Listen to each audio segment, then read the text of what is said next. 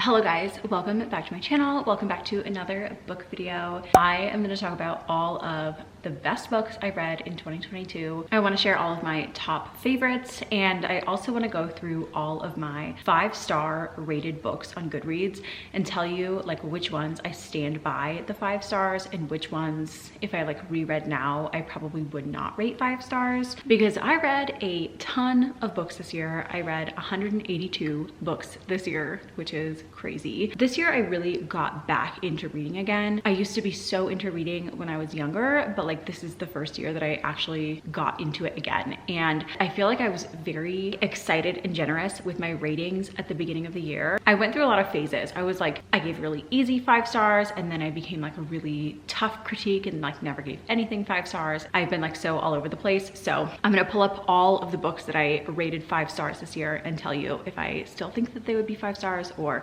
probably not. And then I have some honorable mentions too that like weren't quite amazing top rated 5-star reads, but were like 4-star or more, like ones that were just like really memorable that are my honorable mentions. Okay, so first I'm gonna go through all of the books that I rated 5 stars on Goodreads. There's actually a lot of them that I stand by the 5-star rating. The first one is The 7 Husbands of Evelyn Hugo by Taylor Jenkins Reid. This is actually one of the first books that I read of this year, and it was just so memorable, and it still is. I think that that's one thing that really makes a 5-star read like a 5-star read, is honestly a lot of times it's just the vibes. It's like nothing that I can even like pinpoint. It's just like it's got the 5-star feeling, but also just being like memorable and standing out amongst like all the other books. And I feel like this one was just so memorable and so different than any of the books that I read this year. The Invisible Life of Addie LaRue, I still think if I reread that now, I would give it 5 stars. Another just memorable, unique story, Long Shot by Kennedy Ryan. This is one I kind of want to read again. This book was just so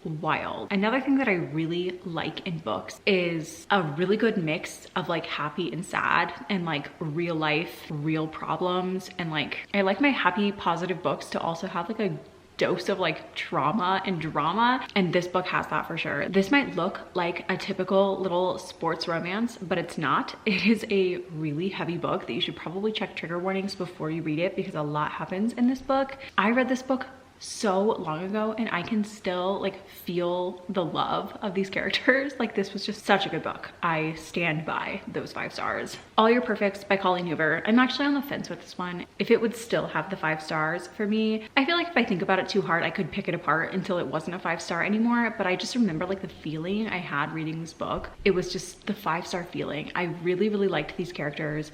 There was a lot of drama, a lot of like problems. I was hooked from the first chapter. I just think that this was like a really good Colleen Hoover book. It had me crying by the end of it. Ooh, The One by John Mars. This is a like thriller. I'm like a big romance reader. This had so much romance in it that it made it like a really fun thriller to read. Totally hooked start to finish. It was so interesting. I couldn't put it down. Definitely still a 5. Love in Other Words by Christina Lauren. I don't think I've ever met anybody who didn't love this book. It's just so good. Beach Read by Emily Henry. I love this book. I love the characters. This book has so many good quotes in it. It's just, I honestly don't know if I read this book again right now, if I would rate it 5 stars again, but I just know that I loved it so much when I was reading it. 7 Days in June by Tia Williams. This book was so good. This is probably one of the only books on this list that is written in the 3rd person. I usually hate books in the 3rd person, but this one does it so well. This is more so like super character focused than like romance focused, but there is romance in it. It was just wonderful, and it made you feel like every single feeling ever, because there's so much stuff that happens in this book and these characters are having such a hard time, but the love just hits so hard in this book, and you love all of the characters so much and you're rooting for them so hard, and it was just so good. Malibu Rising, also by Taylor Jenkins Reid. I remember just not being able to put this one down. I was so captivated by this story, so captivated by these characters. Remains a 5. I loved this one. Nora Goes Off Script, another 5-star one. It just had like the 5-star feeling so good. It was such a short, easy read. I honestly wished that it was longer because I loved these characters and the story so much. I wanted more. The Idea of You by Robin Lee. I feel like I've talked about this book a million times this year. It's one of my top favorite books of the year. That might be because I just love Harry Styles so much, and this is like basically Harry Styles fan fiction. But I also just felt like the writing was so good and so unique. Even though there were some things about the story that I didn't love, I loved the book as a whole so much, and I want to read this one again. It was just so good. I don't know what it was about it. Like, I wish that this author had more books because I felt like her writing was so good and I was so captivated by the story. So yeah, also if you love Harry Styles, you gotta read it. Sea of Ruin by Pam Godwin, another book that was just such an easy 5 stars. So much happens in this book. This is kind of like a historical romance type of thing. While romance is like super heavy in this book, there's so much plot in this book too, and so much action that I feel like you can't even call it like a historical romance, because it's not just a romance book. It is just such a fun, wild book to read. I highly recommend this one, although this one is pretty heavy and dark in some spots too. Check trigger warnings on this one also, but it was such a wild ride and I just couldn't put it down. I was captivated by the whole book. I loved that one. And then also some 5-star series that I read this year. The Mindfuck series by St. Abby Stabby. This one was very, very popular this year, and I feel like it was so rightfully popular. Lana, the main character of this book, one of my favorite book characters of the whole year. She was just such a good, likable, amazing character, and she's a serial killer. It's her story of getting revenge for something awful that happened to her, and it's her romance with the FBI profiler who is trying to catch her. That description is like not doing it justice at all, but it is such a good series.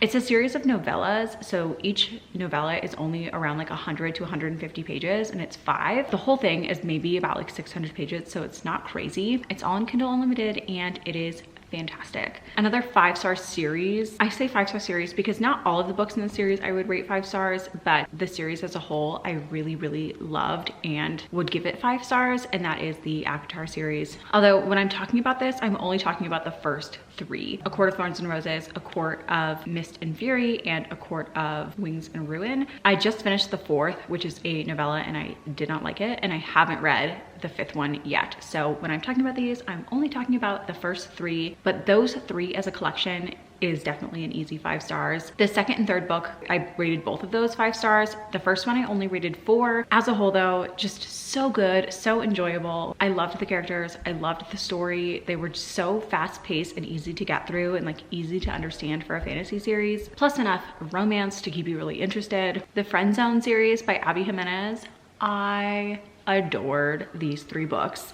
The Friend Zone, The Happy Ever After Playlist, and Life's Too Short. They all technically could be read as standalone novels, but personally, I really, really recommend reading them all in order because the overlap of characters just hits so good. Abby Jimenez is definitely one of my new favorite authors. I have not read anything by her that I did not absolutely love. I feel like she is just so good at writing really, really good romance, but while also having like really heavy actual real life issues and drama in them, but they're also so funny, and she's so good at writing banter, and she just makes like really good book boyfriends. She writes great men. I love her. I loved all 3 of these books so much. And then also The Sinner's Duet by Sophie Lark. Another serial killer romance. Who knew I would be so into that? This duet is super fun though. It's very easy to read. It's nothing like crazy in depth. They're not super long, but it is so fun and wild and dark.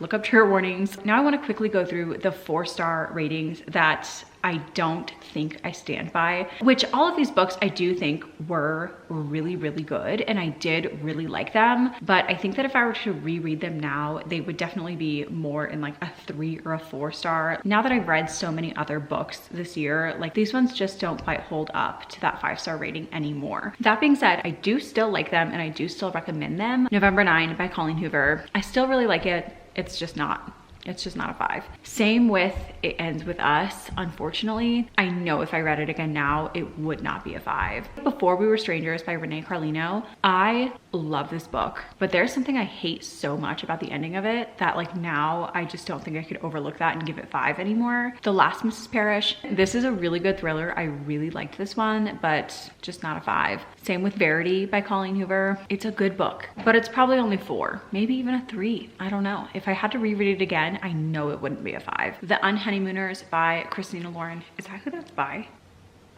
You know, now that I'm actually sitting here thinking about it, this might be a 5 still. It would probably be like a high 4. This book is so fun, and then there's also like so much drama that happens at the end of the book that I remember really liking. It's the drama that makes it a 5 for me, you know? Like it's gotta have like good fun times, but it's also gotta be dark, you know? That's my 5-star recipe, and you know what? I remember that book did have that. The Unhoneymooners is in like a limbo. It might be a 5, it might be a 4. Right along with that one is The Soulmate Equation, also by Christina Lauren. I remember absolutely devouring this one and loving it so much. It just had like the 5-star feeling for me, but there were a lot of things I didn't like about it that I kind of overlooked when I gave it a 5. So I don't know. Those two, are they 4s? Are they 5s? I don't know. I still highly recommend both of them. They're both really good. And then also Very Sincerely Yours by Carrie Winfrey. I remember staying up until like 3:30 in the morning to finish this book because I could not put it down. It is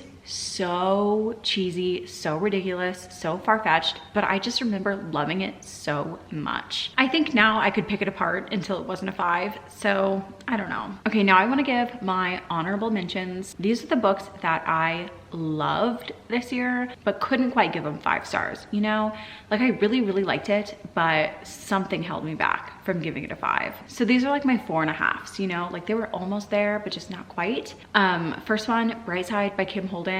I loved this one. I loved the characters. I was hooked the whole time, crying like an absolute baby at the end. Alex Approximately. This is a YA book and it was really cute and fun. Better Than the Movies by Lynn Painter, another YA book that was just so sweet and fun. Waking Olivia by Elizabeth Oark. This one was just so angsty, and the female main character was like such an asshole, which I feel like you don't read about a lot in romance books. Like she made the main character so unlikable, but I ended up really liking that about this book, and it made it like really fun to read. I have 2 by J.T. Gessinger, Perfect Strangers and Pen Pal. Both of these books were so wild. This author is so good at writing the most insane twists and turns and like stuff you just do not see coming. She is like better than any thriller author I have ever read at writing insane plot twists. The thing that never works for me in her books though is the sex in her books. I just don't like. I feel like it's really overdone and there's so much like cringe baby names being used, and I don't know, but both of these books were so good and so wild. I highly recommend both of them, and don't read about what they're about. Just like go into them as blind as you can and just know that you're gonna go on like the ride of your life.